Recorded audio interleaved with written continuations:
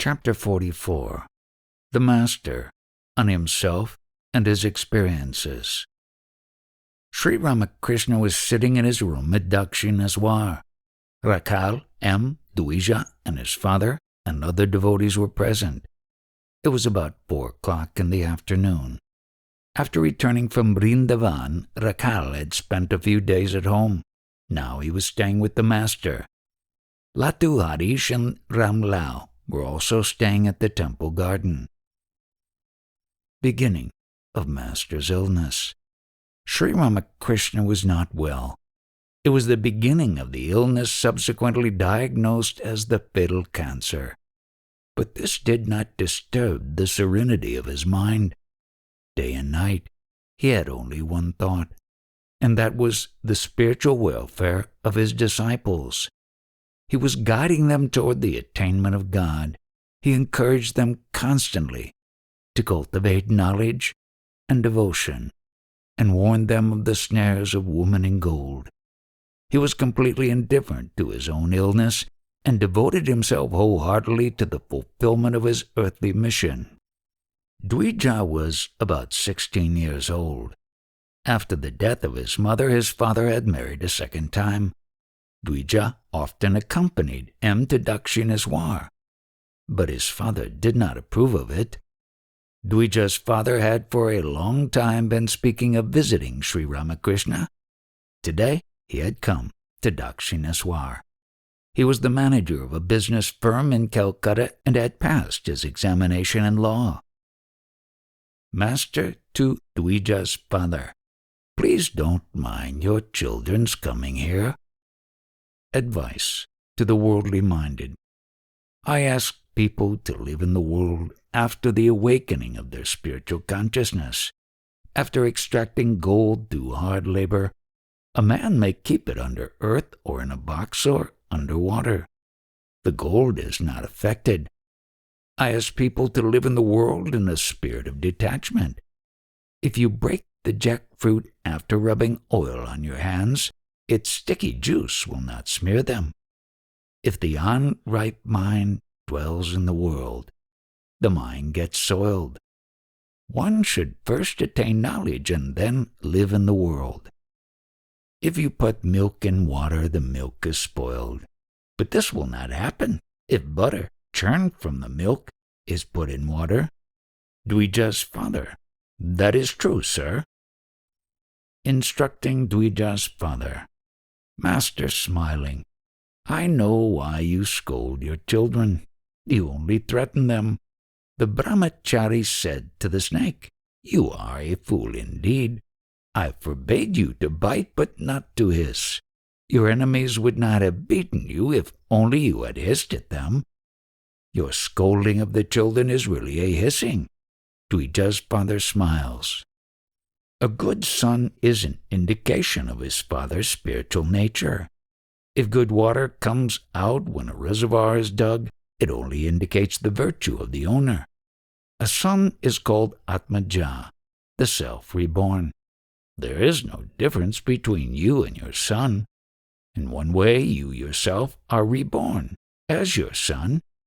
In one sense, you are a worldly person, working in a business office and enjoying worldly life. In another sense, you are a devotee of God in the form of your son. I heard that you were a very worldly person, but now I find it isn't so. You know all this. I understand that you are very circumspect. Perhaps that is why you are nodding your assent to what I am saying. Dvija's father smiles. If your children visit this place, they will be able to know what you really are. How precious one's father is. If a person deceives his father and mother in order to seek religion, he gets only worthless trash. Man's several debts. A man is born with several debts. Debts to his father, the devas, and the rishis. Besides, there is his debt to his mother. He also has a debt to his wife. She must be supported. If the wife is chaste, the husband must provide for her after his death. I could not live at Vrindavan on account of my mother. When I remembered that my mother was living in the temple garden here at Dakshinaswar, I could not feel peaceful at Vrindavan. I ask people to live in the world, and at the same time fix their minds on God. I don't ask them to give up the world. I say, fulfill your worldly duties and also think of God. Dvija's father responded, I tell my children that they should attend to their studies. I don't forbid them to come to you, but I don't want them to waste time in frivolities with the youngsters. Master, referring to Dvija, this boy must have been born with some good tendencies. Why are the two other brothers different from him? Why is he alone spiritually minded? Will you be able to compel him not to visit this place? Sooner or later, everyone unfolds his inborn tendencies. Yes, that is true, said Dvija's father. Sri Ramakrishna came down from the couch and sat on the floor beside Dvija's father. While talking with him, he touched him now and then. It was nearly evening. Sri Ramakrishna asked M and the others to show Dvija's father the temples. He said to them, I should have accompanied him myself if I were well. He asked someone to give sweets to the young men and said to Dvija's father, Let the children have a little refreshment. It is customary. Dvija's father visited the temples and the images and took a stroll in the garden. Sri Ramakrishna engaged happily in conversation with Bhupen, Dvija, M, and others on the southeast porch of his room. He playfully slapped Bhupen and M on the back. He said to Dvija with a laugh, How I talk to your father. Dvija's father returned to Sri Ramakrishna's room after dusk. He intended to leave shortly. He was feeling hot. Sri Ramakrishna fanned him himself. In a few minutes, the father took leave of the master. Sri Ramakrishna stood up to bid him farewell. It was 8 o'clock. Sri Ramakrishna was talking to Mahimacharan. Rakal, M, and 1 or 2 companions of Mahimacharan were in the room. Mahimacharan was going to spend the night at the temple garden. Mahima's estimate of the devotees. Master to Mahima. Well, how do you feel, Kedar? Has he only seen milk or has he drunk it too? Mahima replied, Yes, he is enjoying bliss. Nitya Gopal? Asked the master. Very good, he is in a lofty state of mind. Mahima responded. Yes, well, what about Girish Ghosh? Master asked. He too has developed nicely, but he belongs to another class. And Narendra? He is now in the state I was in 15 years ago. The younger Naren, how guileless he is. Yes, quite guileless. You are right. The master reflected a little. Let me see who else. It will be sufficient for the youngsters who come here if they know only 2 things. If they know these, they will not have to practice much discipline and austerity. First, who am I? And second, who they are. Many of the youngsters belong to the inner circle.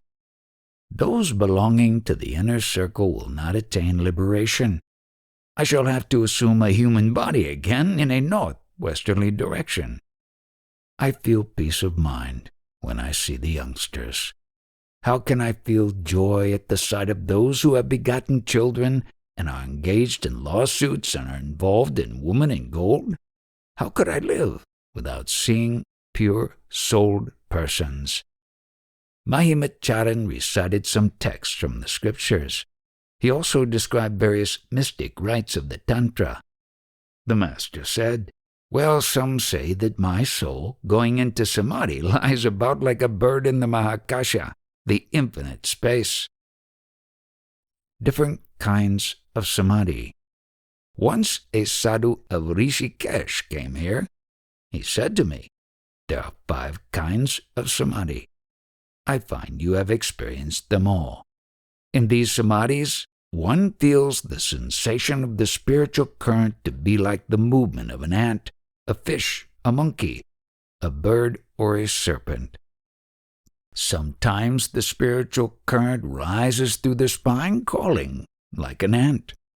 Sometimes in samadhi, the soul swims joyful in the ocean of divine ecstasy, like a fish. Sometimes when I lie down on my side, I feel the spiritual current pushing me like a monkey and playing with me joyfully. I remain still. That current, like a monkey, suddenly with one jump reaches the Sahasrara. That is why you see me jump up with a start. Sometimes again the spiritual current rises like a bird hopping from one branch to another. The place where it rests feels like fire. It may hop from Muladhara to Svadhisthana to the heart and thus gradually to the head. Sometimes again the spiritual current moves up like a snake, going in a zigzag way. At last it reaches the head and I go into samadhi. Awakening of Kundalini. A man's spiritual consciousness is not awakened unless his Kundalini is aroused. The Kundalini dwells in the Muladhara. Then it is aroused. It passes along the Sushumna nerve, goes through the centers of the Svadhisthana, Manipura, and so on, and at last reaches the head. This is called the movement of Mahavayu, the spiritual current. It culminates in samadhi. One's spiritual consciousness is not awakened by the mere reading of books. One should also pray to God. The Kundalini is aroused if the aspirant feels restless for God. To talk of knowledge from mere study and hearsay, what will that accomplish? Just before my attaining this state of mind, it had been revealed to me that the Kundalini is aroused, how the lotuses of the different centers blossom forth, and how all this culminates in samadhi. This is a very secret experience. I saw a boy, 22 or 23 years old, exactly resembling me, enter the Sushumna nerve and commune with the lotuses, touching them with his tongue. He began with the center at the anus and passed through the centers at the sexual organ, navel, and so on. The different lotuses of these centers, 4-petaled, 6-petaled, 10-petaled, and so forth, had been drooping at his touch. They stood erect. When he reached the heart, I distinctly remember it, and communed with the lotuses there, touching it with his tongue. The 12-petaled lotus, which was hanging head down, stood erect and opened its petals. Then he came to the 16-petaled lotus in the throat, and 2-petaled lotus in the forehead, and last of all, the 1,000-petaled lotus in the head blossomed. Since then I have been in this state. Sri Ramakrishna came down to the floor and sat near Mahimacharan, M. and the few other devotees who were near him. Rakhal also was in the room. Master, to Mahima, for a long time I have wanted to tell you my spiritual experiences, but I could not. I feel like telling you today. Master's intimate vision of God. You say that by mere sadhana one can attain a state of mind like mine, but it is not so. There is something special here, referring to himself. Rakhal, M. and the others became eager to hear what the Master was going to say. God talked to me, said the Master. It was not merely his vision. Yes, he talked to me under the banyan tree. I saw him coming from the Ganges. Then we laughed so much. By way of playing with me, he cracked my fingers. Then he talked. Yes, he talked to me. For 3 days I wept continuously, and he revealed to me what is in the Vedas, the Puranas, the Tantras, and the other scriptures. Master's vision of Maya. One day he showed me the Maya of Mahamaya. A small light inside a room began to grow, and at last it enveloped the whole universe. Further, he revealed to me a huge reservoir of water covered with green scum. the wind moved a little of the scum, and immediately the water became visible. But in the twinkling of an eye, scum from all sides came dancing in and again covered the water. He revealed to me that the water was like Satchitananda, and the scum like Maya. On account of Maya, Satchitananda is not seen, though now and then one may get a glimpse of it. Again, Maya covers it. Master saw devotees before their arrival. God reveals the nature of the devotees to me before they arrive.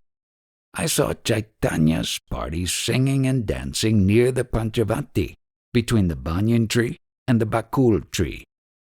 I noticed Balaram there.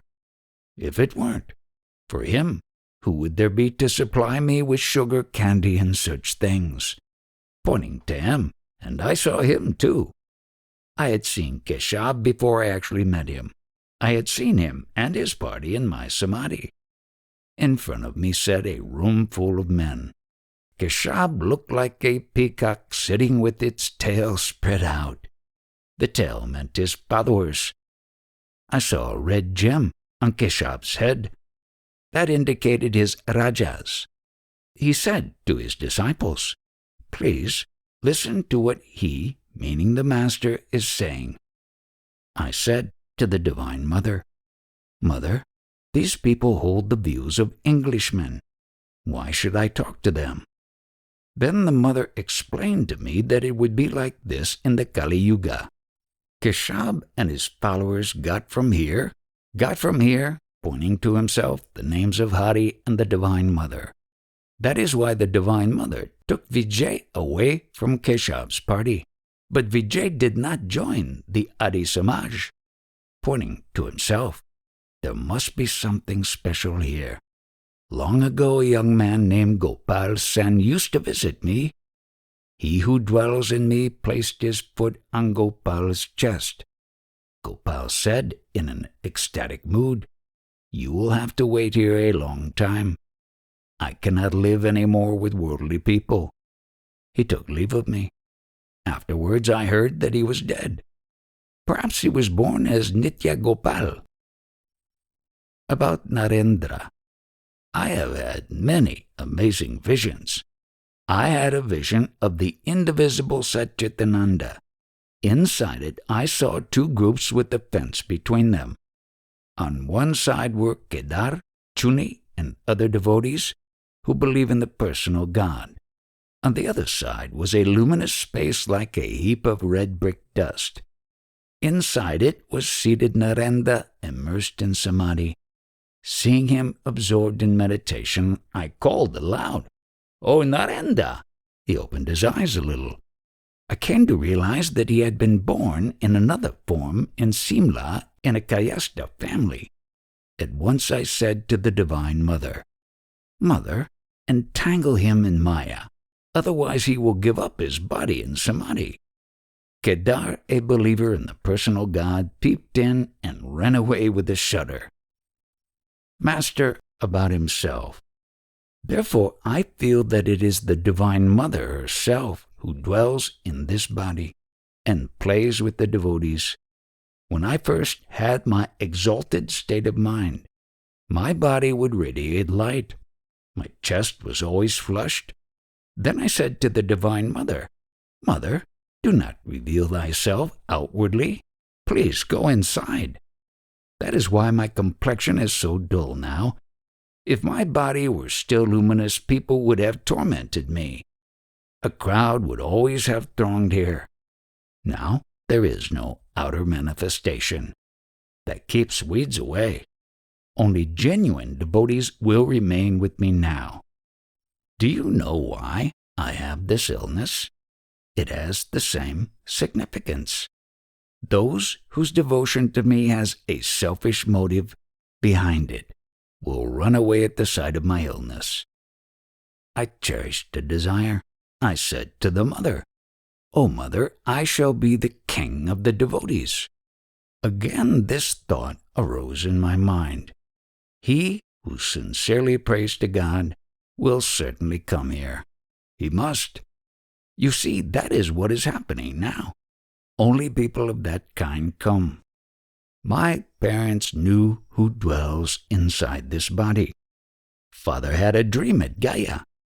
In that dream, Raghuvir said to him, I shall be born as your son. God alone dwells inside this body. Such renunciation of woman in gold. Could I have accomplished that myself? I have never enjoyed a woman, even in a dream. Tatapuri. Nangta instructed me in Vedanta. In 3 days I went into Samadhi. At the sight of my Samadhi under the Madhavi vine, he was quite taken aback and exclaimed, what is this? Then he came to know who resides in this body. He said to me, please let me go. At these words of Tatapuri, I went into an ecstatic mood and said, you cannot go till I realize the truth of Vedanta. Day and night, I lived with him. We talked only Vedanta. The Brahmanis used to say to me, don't listen to Vedanta, it will injure your devotion to God. Mathur Babu. I said to the Divine Mother, Mother, please, get me a rich man. If you don't, how shall I be able to protect this body? How shall I be able to keep the sadhus and devotees near me? That is why Mathur Babu provided for my needs for 14 years. He who dwells in me tells me beforehand what particular class of devotees will come to me. When I have a vision of Gauranga, I know that devotees of Gauranga are coming. When I have a vision of Ran, the Saktas come. At the time of the evening service, I used to cry out from the roof of the kuti, weeping, oh, where are you all? Come to me. You see, they are all gathering here, one by one. God himself dwells in this body. It is he who, of his own accord, is working with these devotees. What a wonderful state of mind some of the devotees have. The younger Naren gets kumbhaka without any effort, and samadhi too. Sometimes he stays in an ecstatic mood for 2.5 hours, sometimes even more. How wonderful! I have practiced all kinds of sadhana, jnana yoga, karma yoga, and bhakti yoga. I have even gone through the exercise of hatha yoga to increase longevity. There is another person dwelling in this body. Otherwise, after attaining samadhi, how could I live with the devotees and enjoy the love of God? Kaur Singh used to say to me, I have never before seen a person who has returned from the plane of samadhi. You are none other than Nanak. I live in the midst of worldly people. On all sides I see woman and gold. Nevertheless, this is the state of my mind, on ceasing samadhi and bhava. That is the reason Pratap said, at the sight of my ecstatic mood, good heavens, it is as if he were possessed by a ghost. Rakhal M. and the others were speechless as they drank in this account of Sri Ramakrishna's unique experiences. But did Mahimacharan understand the import of these words? Even after hearing them, he said to the master, these things have happened to you on account of your meritorious actions in your past births. Mahima still thought that Sri Ramakrishna was a sadhu or a devotee of God. The master nodded assent to Mahima's words and said, yes, the result of past actions. God is an aristocrat who has had many mansions. Here, referring to himself, is one of his drawing rooms. The bhakta is God's drawing room. It was 9 o'clock in the evening. Sri Ramakrishna was sitting on the small couch. It was Mahimacharan's desire to form a brahmachakra in the presence of the master. Mahima formed a circle on the floor with Rakhal, M., Kishori, and 1 or 2 other devotees. He asked them all to meditate. Rakhal went into an ecstatic state. The master came down from the couch and placed his hand on Rakhal's chest, repeating the name of the Divine Mother. Rakal regained consciousness of the outer world. It was 1 o'clock in the morning, the 14th day of the dark fortnight of the moon. There was intense darkness everywhere.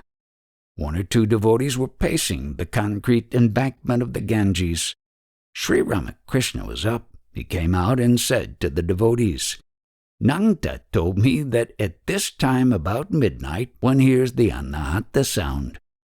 In the early hours of the morning, Mahimacharan and M lay down on the floor of the master's room. Rakhal slept on a camp cot. Now and then Sri Ramakrishna paced up and down the room with his clothes off like a 5-year-old child. Monday, August 10th. It was dawn.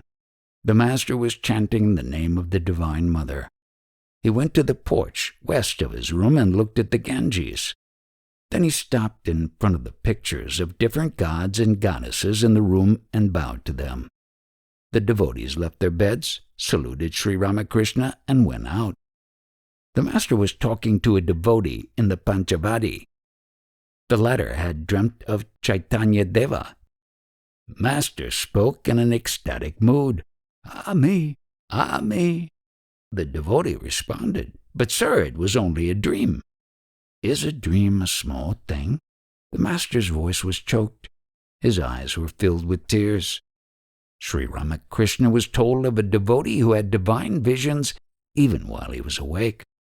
The master said, "I am not surprised. Narendra too sees forms of God nowadays."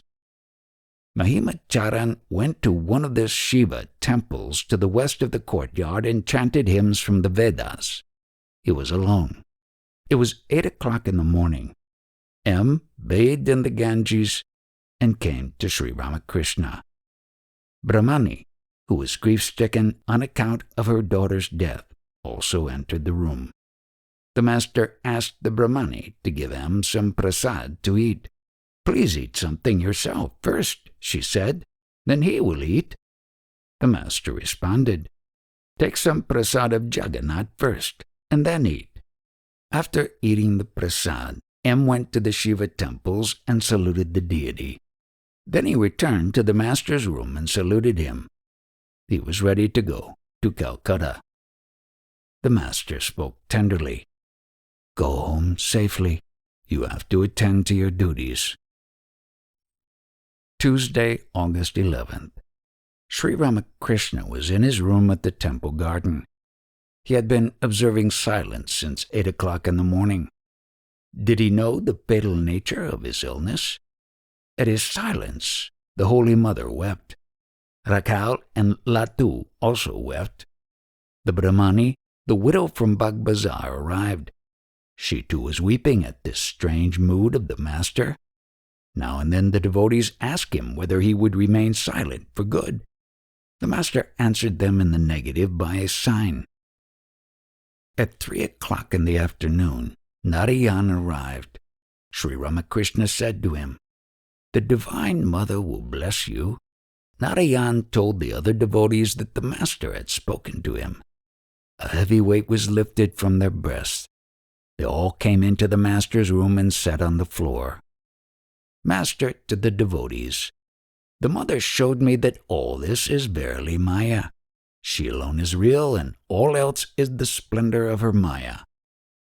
Another thing was revealed to me. I found out how far the different devotees have progressed." "Please tell us about it," said the devotees. "I came to know about all these devotees, Nitya Gopal, Rakhal, Narayan, Purna, Mahima, Chakravarti, and the others." Sunday, August 16th, 1885. The news of Sri Ramakrishna's illness had been reported to the devotees in Calcutta. They thought it was just a sore in his throat. Many devotees arrived at Dakshineswar to visit him. Among them were Girish, Ram, Nitya Gopal, Mahima, Kishori, and Pandit Shashadhar. Sri Ramakrishna was in his usual happy mood. He was talking to the devotees. "I cannot tell the mother about my illness. I feel ashamed to talk of it." "God will cure you," said Girish. Yes, you will be all right, said Ram. Yes, give me your blessing, the master laughed. Girish was a recent visitor to Dakshineshwar. The master said to him, You have so many duties to perform. You have to face so many troubles. Come here only 3 times more. To Shashadhar, please tell us something about the Adya Shakti. What do I know, sir? Responded Shashadhar. The master smiled. A certain man had great respect for another man. The second man asked him to bring a little fire for his tobacco. He answered humbly, Sir, am I fit to carry your fire? He didn't bring the fire. All laughed. Shashadhar said, The primal power alone is both the instrumental and the material cause of the universe. It is she who has created the universe and its living beings. Further, she herself has become all these. To give an example, the spider, as the instrumental cause, makes the web, and as the material cause, brings the web out of its own body. Brahman and Shakti. The master said, It is also stated that he who is Purusha is also Prakriti. He who is Brahman is also Shakti. He is called Purusha or Brahman when he is inactive. That is to say, when he ceases to create, preserve, or destroy. And he is called Shakti or Prakriti when he engages in those activities. But he who is Brahman is none other than Shakti. He who is Purusha has verily become Prakriti. Water is water, whether it moves or is still. A snake is a snake, whether it wriggles along or stays still and coiled up. What Brahman is cannot be described. Speech stops there. In the kirtan, the singers at first sang, My Nitai dances like a matahati. As they become more and more ecstatic, they can hardly utter the whole sentence. They sang only hati hati. As their mood deepens, they sang only ha ha ha. At last, they cannot sing even that. They become completely unconscious. As the master spoke these words, he himself became transfixed in samadhi. He was standing. Regaining consciousness of the world, he said, That which is beyond both kshara and akshara cannot be described. The devotees sat in silence. You cannot go into samadhi, said the master, as long as your worldly experiences are not finished, or as long as you have duties to perform. To Shashadhar, God is now making you perform such duties as delivering lectures. You must do these things now. You will have peace when your duties are finished. After completing her household duties, the mistress of the family goes for her bath. She will not come back then, even if you shout after her. Thursday, August 27th, 1885. Sri Ramakrishna was sitting in his room at Dakshineshwar. It was 5 o'clock in the afternoon. There were 2 or 3 devotees with him. While with the devotees, he never gave a thought to his physical illness, often spending the whole day with them talking and singing. Dr. Madhu was treating Sri Ramakrishna. He frequently visited the master at Dakshineshwar, coming by country boat from Calcutta. The devotees were very much worried about the master. It was their secret desire that the physician should see him daily. M. said to the master, Dr. Madhu is an experienced physician. It will be nice if he sees you every day. Pandit Shyamapada of Antpur arrived. It was dusk. The Pandit went to the bank of the Ganges to perform his evening worship. He had some amazing visions during the worship. He returned to the master's room and sat on the floor. Sri Ramakrishna had just finished meditation and the chanting of the holy names. He was sitting on the small couch and M on the foot rug. Rakhal, Latu, and the others were in and out of the room. Brahman is the innermost reality. Master pointing to M, pointing to the Pandit. He is very nice. To the Pandit, with a mind attains peace by practicing the discipline of neti neti. there Brahman is. The king dwells in the inmost room of the palace, which has 7 gates. The visitor comes to the first gate. There he seeks a lordly person with a large retinue, surrounded on all sides by pomp and grandeur. The visitor asks his companion, "Is he the king?" "No," says his friend with a smile. At the second and the other gates, he repeats the same question to his friend. He finds that the nearer he comes to the inmost part of the palace, the greater is the glory, pomp, and grandeur. When he passes the 7th gate, he does not ask his companion whether it is the king. He stands speechless at the king's immeasurable glory. He realizes that he is face to face with the king. He hasn't the slightest doubt about it. "Pundit, one sees God beyond the realm of Maya," said the pundit. Futility of mere scholarship. The master spoke, but after realizing God, one finds that he alone has become Maya, the universe, and all living beings. This world is no doubt a framework of illusion, unreal as a dream. One feels that way when one discriminates following the process of not this, not this. But after the vision of God, this very world becomes a mansion of mirth. What will you gain by the mere study of scriptures? The pundits merely indulge in reasoning. The pundit responded, "I hate the idea of being called a pundit." "That is due to the grace of God," replied the master. The pundits merely indulge in reasoning. Some have heard of milk and some have drunk milk. After you have the vision of God, you will find that everything is Narayana. It is Narayana himself who has become everything. The pundit recited a hymn to Narayana. Sri Ramakrishna was overwhelmed with joy. The pundit, quoting from the Gita, "With the heart concentrated by yoga, with the eye of evenness for all things, he beholds the self in all beings and all beings in the self." "Have you read the Adhyatma Ramayana?" the master asked. "Yes, sir, a little," replied the pundit. "The book is filled with the ideas of knowledge and devotion," said master. "The life of Savari and the hymn by Ahalya are filled with bhakti. But you must remember one thing. God is very far away from the mind tainted with worldliness." "Yes, sir, God is far, far away from the worldly intelligence," replied the pundit. "And God is very near where that does not exist. I visited a certain Samindar, one Mukherjee of Uttarpara. He is now an elderly man, but he listens only to stories and novels." Master replied, "It is further said in the Adhyatma Ramayana that God alone has become the universe and its living beings." The pundit was delighted. He recited a hymn to that effect from the 10th chapter of the Bhagavata. "O Krishna, Krishna, mighty yogi, thou art the primal supreme Purusha.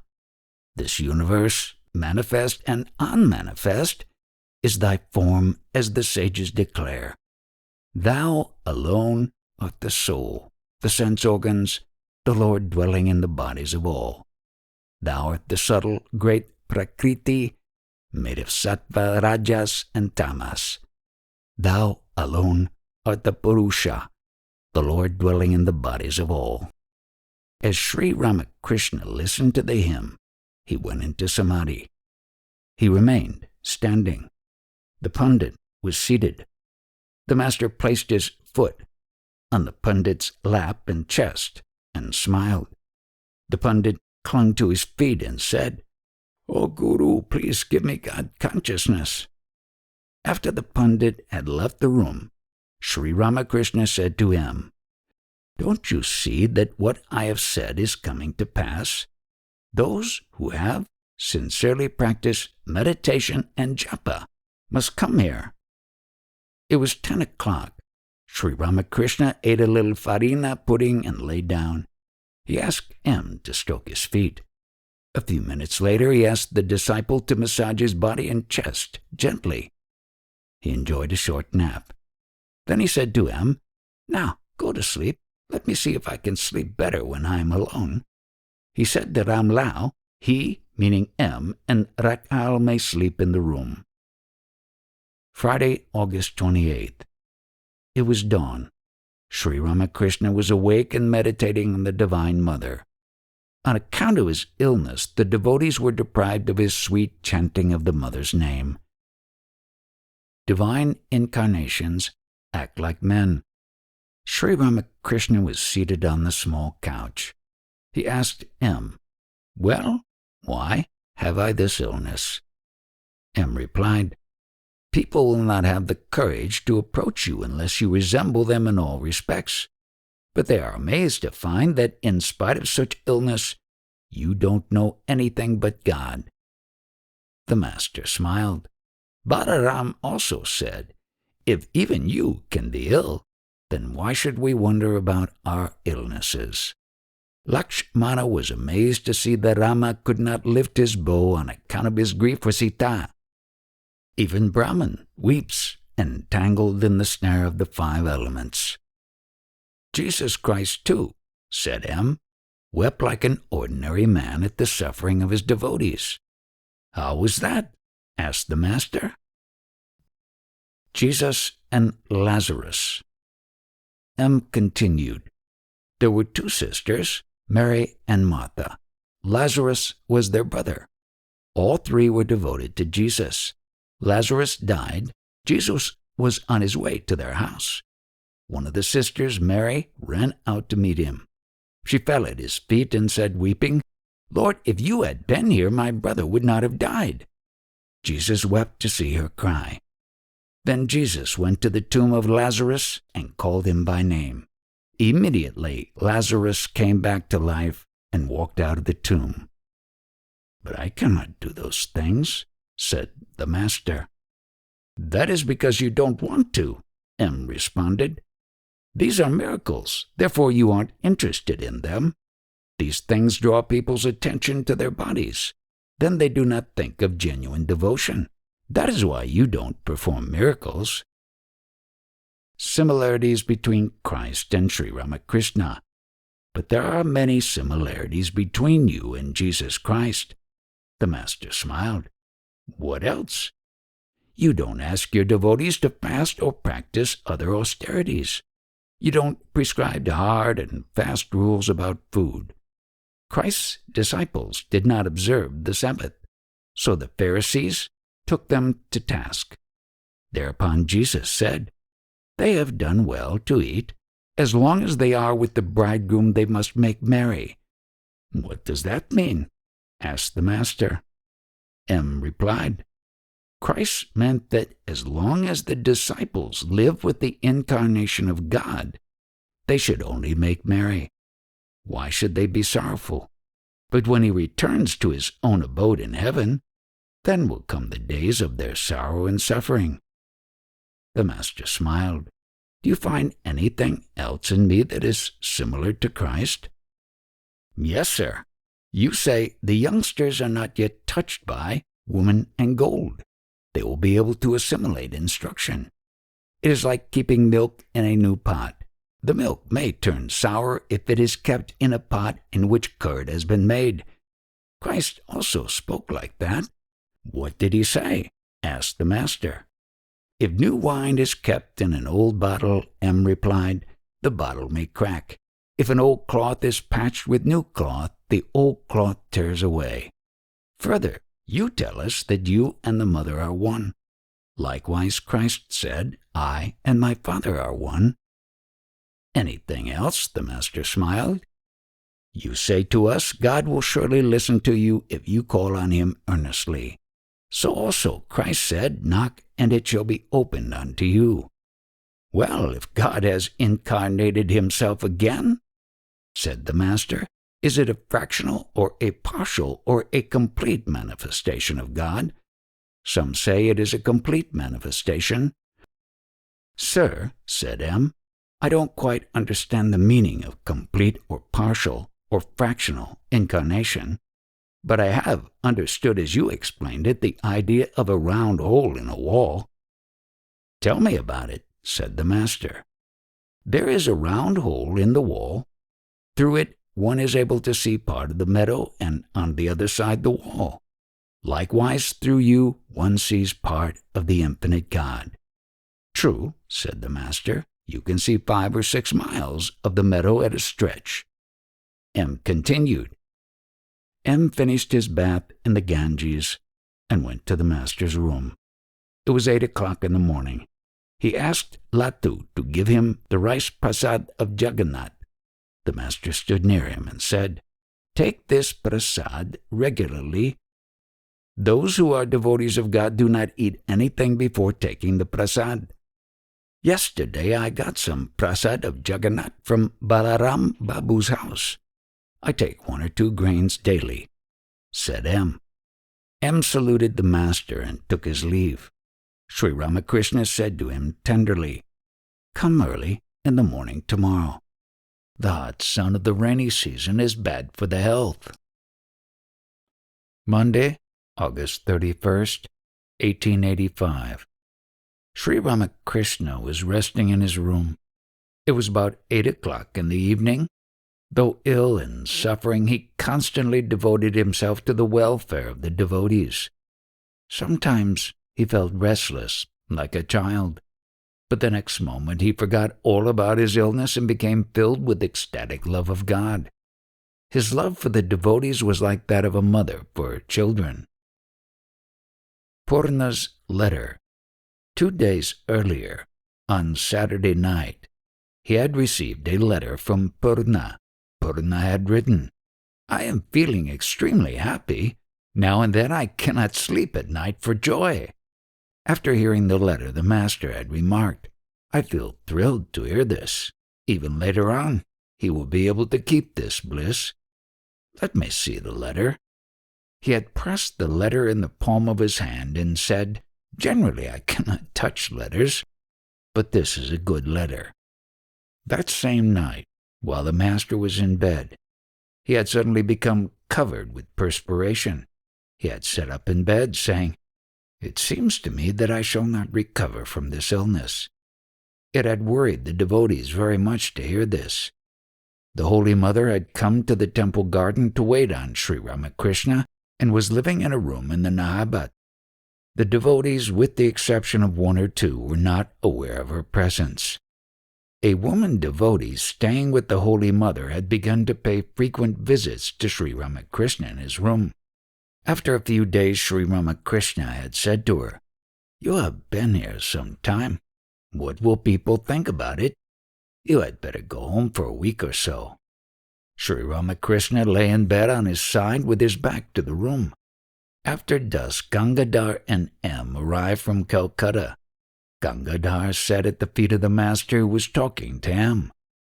Master said, "2 boys came here the other day. One of them was Subodh. He is Sankar Ghos's great-grandson. The other, Kirshrode, is his neighbor. They are nice boys. I told them I was ill and asked them to go to you for instruction. Please look after them a little." "Yes, sir," M replied. "They are our neighbors." "The other day, again I woke up covered with perspiration," said the master. "I don't understand this illness." "We have decided to ask Bhagavan Rudra to see you once," said M. "He is an MD and an expert physician." "How much will he charge?" "His regular fee is 20 or 25 rupees. Then don't bother about him. But we shall pay him 4 or 5 rupees at the most. Listen, suppose you say this to him: 'Sir, please be kind enough to come and see him. Hasn't he heard anything about this place?'" "Perhaps he has," M replied. "He has almost agreed not to charge any fee, but we shall pay him a little. If we do that, he will come again." "Ask Dr. Natai to come," Master said. "He is a good physician. But what will the doctors do, I wonder? They press my throat and make my illness worse." It was 9 o'clock in the evening. Sri Ramakrishna ate a little farina pudding and had no difficulty in swallowing it. He said to M cheerfully, "I was able to eat a little. I feel very happy. Tuesday, September 1st. Sri Ramakrishna was about to take his bath. A devotee was rubbing his body with oil on the veranda south of his room. M came there after finishing his bath in the Ganges and saluted the master. After bathing, Sri Ramakrishna wrapped himself in a towel and with folded hands saluted the deities and the temples from afar. He could not go to the temples because of his illness. It was the sacred Janmashtami day, the birthday of Krishna. Ram and other devotees had brought new clothes for Sri Ramakrishna. He put them on and looked charming. Again, he saluted the deities. Gopal Ma brought her Gopala some food that she had prepared at her home in Kamarhati. She said to the master, sorrowfully, "But you won't eat any of it." "You see," said the master, "I am ill." Gopal Ma replied, "That is my bad luck. Please take a little in your hand." "Please give me your blessing," Master said. A devotee brought some sugar candy. Gopal Ma said, "Let me take it to the Holy Mother in the Nahabat." The master said, "No, keep it here. I give sweets to the devotees. Who wants to send a messenger 100 times to the Nahabat for sugar candy? Let it be kept here." It was 11 o'clock in the morning. The devotees were gradually arriving from Calcutta. Balaram, Narendra, the younger Naren, Novagopal, and Vaishnava from Kotoa arrived. Rakhal and Latu were staying with Sri Ramakrishna. A Punjabi sadhu had been staying in the Panchavati for some days. The younger Naren had a tumor on his forehead. Sri Ramakrishna was strolling in the Panchavati with the devotees. He said to the younger Naren, "Why don't you have your tumor operated on? It is not in the throat, but only on the forehead. That is a simple thing. People have their orchidas operated on." The Punjabi sadhu was going along the footpath in the garden. The master said, "I don't attract him. He has the attitude of a jnani. I find him to be dry as wood." Sri Ramakrishna and the devotees returned to the master's room. The conversation turned to Shyamapada Bhattacharya. Balaram said, "Shyamapada said, when he, the master, placed his foot on Narenda's chest, Narenda went into bhava, but I didn't have that experience." "Shall I tell you the truth about it?" said the master. "It is very difficult to gather the dispersed mind when it is attached to woman and gold. The pundit told me he was called upon to act as arbiter, to settle people's quarrels. Besides, he has to worry about his children. But the minds of Narendra and other youngsters are not scattered like that. They are not yet touched by woman and gold. But Shyamapada is a grand person." The Vaishnava from Kotoa began to ask Sri Ramakrishna questions. He was squint-eyed. About rebirth. "Sir, is a man born again?" "It is said in the Gita," said the master, "that a man is born with those tendencies that are in his mind at the time of his death. King Bharata thought of his deer at the time of death and was reborn as a deer." Vaishnava. "I could believe in rebirth," replied Vaishnava, "only if an eyewitness told me about it." "I don't know about that, my dear sir," replied the master. "I cannot cure my own illness, and you ask me to tell what happens after death. What you are talking about only shows your petty mind. Try to cultivate love of God. You are born as a human being only to attain divine love. You have come to the orchard to eat mangoes. What need is there of knowing how many thousands of branches and millions of leaves there are in the orchard? To bother about what happens after death? How silly!" Girish and Master. Girish Ghosh arrived in a carriage with 1 or 2 friends. He was drunk. He was weeping as he entered the room. He wept as he placed his head on Sri Ramakrishna's feet. Sri Ramakrishna affectionately patted him on the back. he said to a devotee. "Prepare smoke for him." Girish raised his head and said with folded hands, "You alone are the perfect Brahman.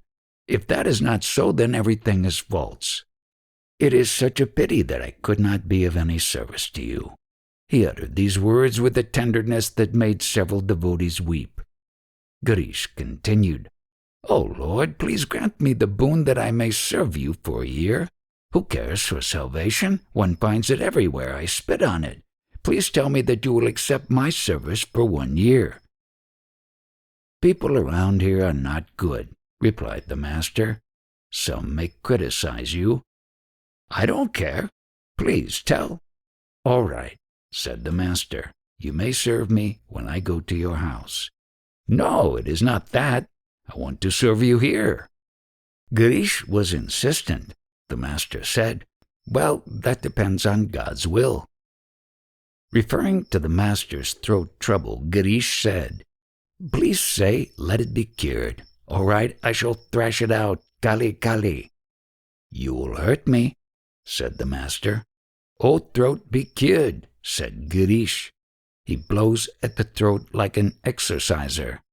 Are you not all right? If you aren't cured by this time, you certainly will be if I have devotion to your feet. Say that you are cured." Master sharply, "Leave me alone. I can't say those things. I can't ask the Divine Mother to cure my illness." "All right, I shall be cured if it is the will of God." "You are trying to fool me," said Girish. "All depends on your will." "Shame," said the master. "Never say that again. I look on myself as a devotee of Krishna, not as Krishna himself. You may think as you like. You may look on your guru as God.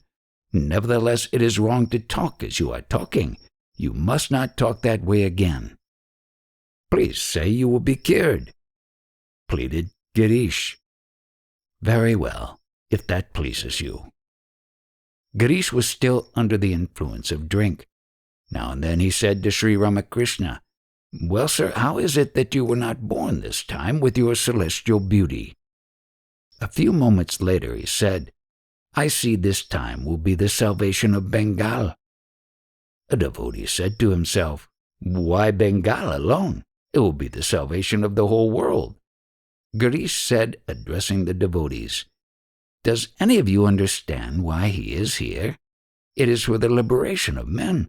The suffering has moved him to assume a human body." The coachman was calling Girish. He got up and was going toward the man. The master said to him, "Watch him. Where is he going? I hope he won't beat the coachman." M accompanied Girish. Presently Girish returned. He prayed to Sri Ramakrishna and said, "O God, give me purity that I may not have even a trace of sinful thought." "You are already pure," said the master. "You have such faith and devotion, you are in a state of joy, aren't you?" "No, sir," said Girish. "I feel bad. I have worries. That is why I have drunk so much liquor." A few minutes afterwards, Girish said, "Lord, I am amazed to find that even I, have been given the privilege of serving the perfect Brahman. What austerities have I practiced to deserve this privilege?" Sri Ramakrishna took his midday meal. On account of his illness, he ate very little. The master's natural tendency of mind was to soar into the plane of God consciousness. He would force his mind to be conscious of the body, but like a child he was incapable of looking after his body. Like a child he said to the devotees, "I have eaten little, and I shall rest now. You may go out for a little while." Sri Ramakrishna rested a few minutes. The devotees returned to the room. "The Guru and the Ishta," said Girish. "I like very much the form of the Guru. I am not afraid of him. Why should it be so? I am afraid of ecstasy. At the sight of ecstasy I run away." The Guru and the Chosen Ideal. Who is the Ishta? He who is the Ishta appears in the form of the Guru, began the master. The aspirant practices meditation on a corpse. When he obtains the vision of his chosen ideal, it is really the Guru who appears to him and says, "This is that." That is to say, he points out to the disciple his Ishta. Uttering these words, the Guru disappears into the form of the Ishta. The disciple no longer sees the Guru. In the state of perfect jnana, who is the Guru and who is the Sisha? That creates a very difficult situation. There the teacher and the disciple do not see each other. "Guru's head and disciple's feet," said a devotee. Yes, it is true," said Girish. "But listen to its meaning," replied Novagopal. "The disciple's head belongs to the Guru and the Guru's feet belong to the disciple. Do you understand?" "No, that is not the meaning," replied Girish. "Haven't you seen the child climbing on the head of the father? That is why the disciple's feet are mentioned." "But then the disciple must feel like a young baby," said Novagopal. Two classes of devotees, kitten and young monkey. "There are two classes of devotees," began the master. "One class has the nature of the kitten. The kitten depends completely on its mother. It accepts whatever its mother does for it. The kitten only cries meow, meow. It does not know what to do or where to go. Sometimes the mother puts the kitten near the heart, sometimes on the bed. Devotees of this class give God the power of attorney and thus become free of all worry. The Sikhs said to me that God was kind. I said to them, how is that? He is our father and our mother. Shouldn't parents bring up their children after begetting them? Do you mean to say that the neighbors will look after them? Devotees of this class have an unwavering conviction that God is our mother and our father. There is another class of devotees. They have the nature of the young monkey. The young monkey clings to its mother with might and main. The devotees who behave like the young monkey have a slight idea of being the doer. They feel, we must go to the sacred places, we must practice japa and austerity, we must perform worship with 16 articles as prescribed by the Shastras. Only then shall we be able to realize God. Such is their attitude. The aspirants of both classes are devotees of God. The farther you advance, the more you will realize that God alone has become everything. He alone does everything.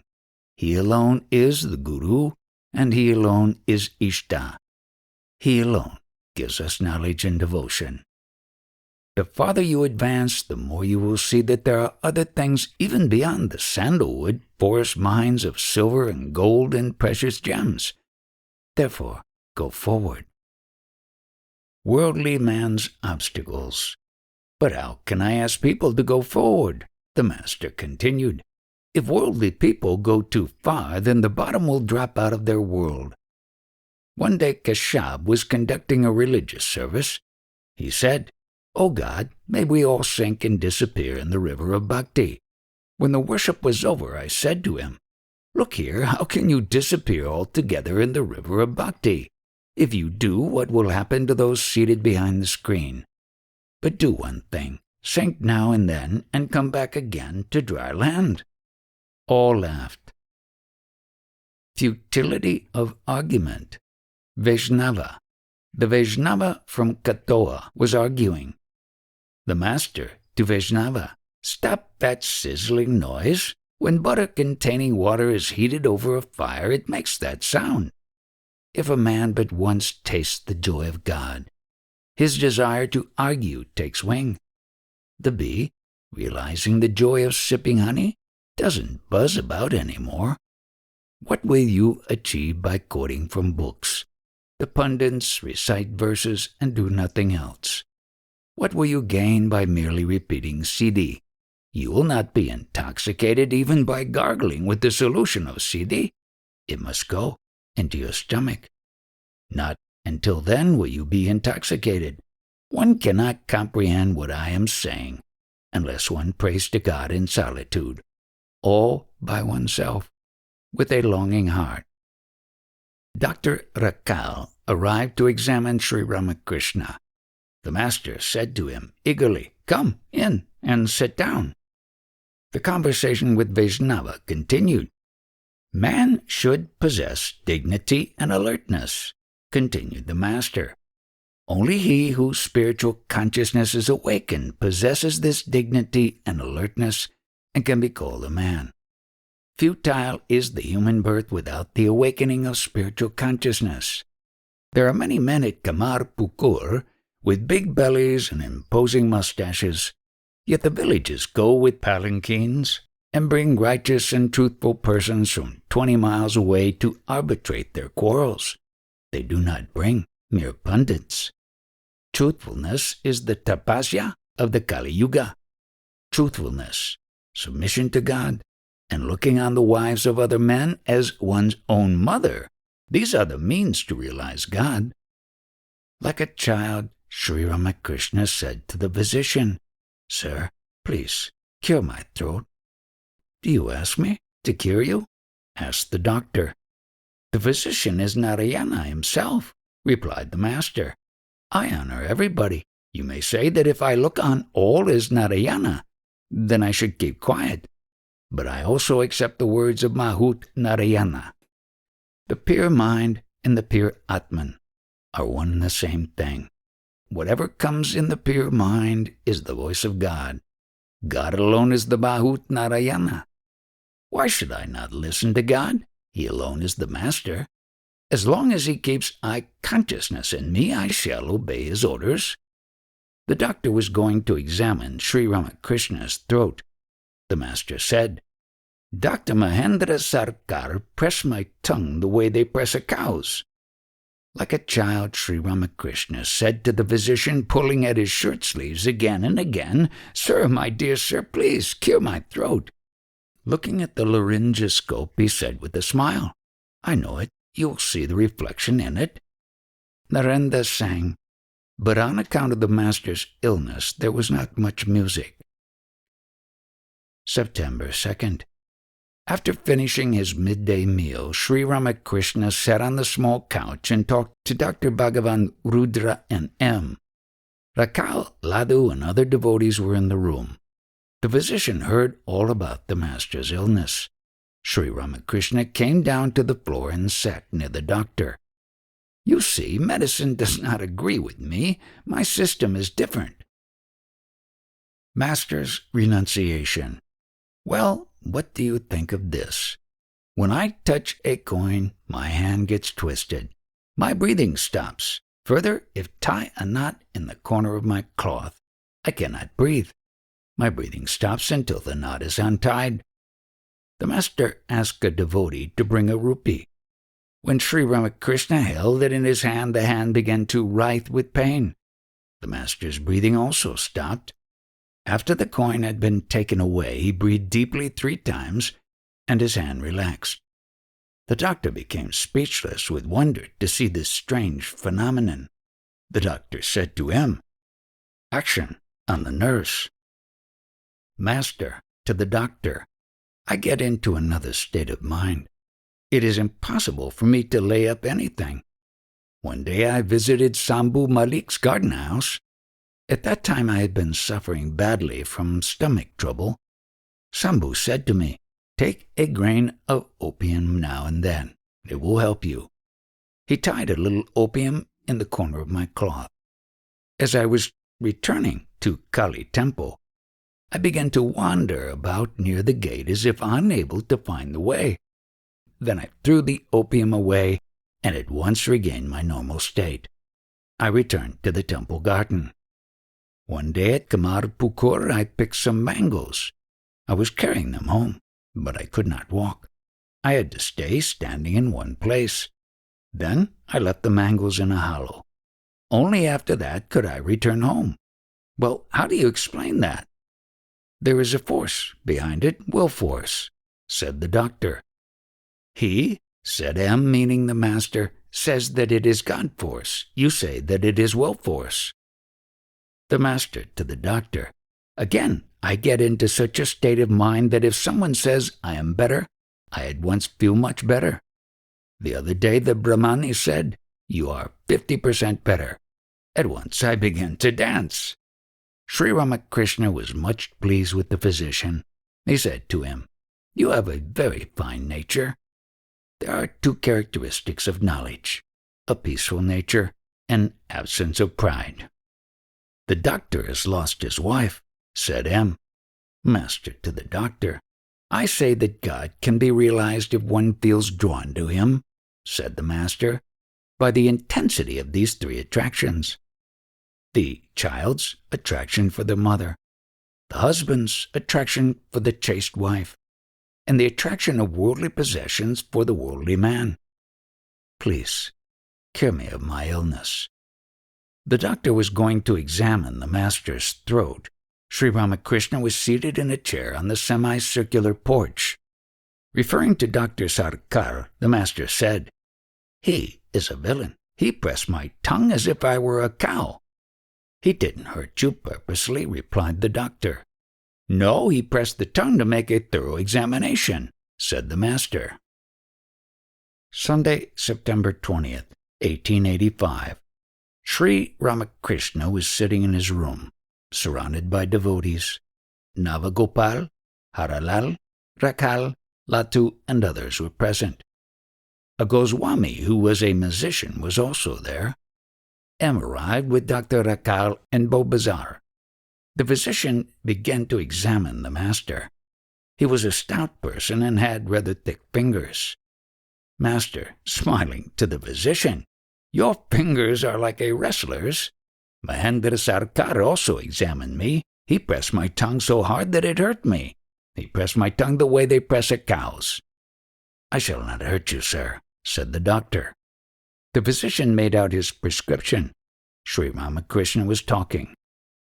Master, to the devotees, Well, people ask why, if I am such a holy person, I should be ill. Bhagavan Das Babaji, too, was ill and bedridden a long time, said Tarak. But look at Dr. Madhu, said the master. At the age of 60, he carries food to the house of his mistress, and he has no illness. Sir, your illness is for the sake of others, said Goswami. You take upon yourself the sins of those who come to you. You fall ill because you accept their sins. You will soon be cured, said a devotee, if only you say to the Divine Mother, Mother, please make me well. Master could not ask God to cure him. I cannot ask God to cure my disease. The attitude of the servant-master relationship is nowadays less strong in me. Once in a while I say, Oh, Mother, please mend the sheath of the sword a little. But such prayers are also becoming less frequent. Nowadays I do not find my eye. I see that it is God alone who resides in this sheath. The Goswami had been invited to sing kirtan. A devotee asked, Will there be any kirtan? Sri Ramakrishna was ill, and all were afraid that the kirtan might throw his mind into ecstasy and thus aggravate the illness. Sri Ramakrishna said, Let there be a little singing. All are afraid of my going into ecstasy. Spiritual emotion hurts the throat. The Goswami began the kirtan. Sri Ramakrishna could not control himself.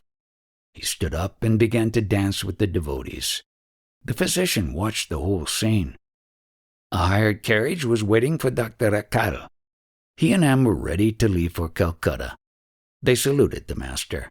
Sri Ramakrishna said to him affectionately, Have you had your meal?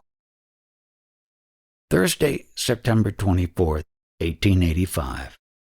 It was the night of the full moon. Sri Ramakrishna was sitting on the small couch. He was very ill. M and some other devotees were sitting on the floor. Every now and then I think that the body is a mere pillowcase, began the master to M. The only real substance is the indivisible Satchitananda. When I go into divine ecstasy, this illness of the throat remains away from me. I am now somewhat in that mood, and so I feel like laughing. Some of the lady of Dwija's family arrived. They saluted the master and sat on one side. Pointing to one of the ladies, Sri Ramakrishna asked, Who is this lady?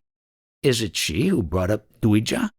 Why has Dwija bought an ektara? It has 2 strings, sir, said M. Dwija's father is opposed to his views, said the master. Won't other people criticize him? It is wise for him to pray to God secretly. A picture of Garanga and the Thai hung on the wall of the master's room. It was a picture of the two brothers singing devotional songs with their companions at Navadvip. Ramlao, to the master, "Then may I give Mahendra the picture?" "Yes," said the master. Sri Ramakrishna was then under Dr. Pratap's treatment. He awoke at midnight and felt extremely restless. Harish's attendant was in the room. Rakhal also was there. Ramlao was asleep on the veranda. The master remarked later on, "I was feeling extremely restless. I felt like embracing Harish. They rubbed a little medicinal oil on my head. Then I began to dance.